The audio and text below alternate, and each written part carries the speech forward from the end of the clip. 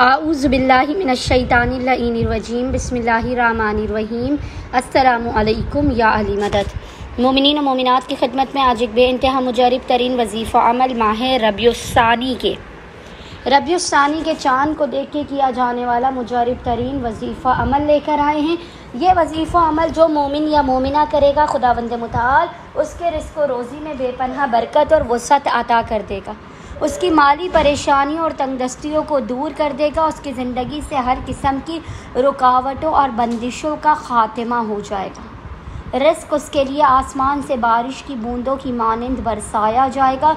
जो मोमिनीन माली परेशानी, फ़क़्र व फ़ाक़ा और तंगदस्ती का शिकार हैं, जो किसी भी वजह से परेशान हाल हैं, वो माह रबीउस्सानी के चाँद को देखकर इस मुजर्रिब तरीन अमल व वजीफ़े को लाज़मन करें। खुदावंद मुताल बहक़ मोहम्मद और आले मोहम्मद इस ज़िक्र के सदक़े में मोमिनीन की ज़िंदगी से हर किस्म की मुश्किलात का ख़ात्मा करके राहतों और आसानियों को उनकी ज़िंदगी का हिस्सा बना देगा।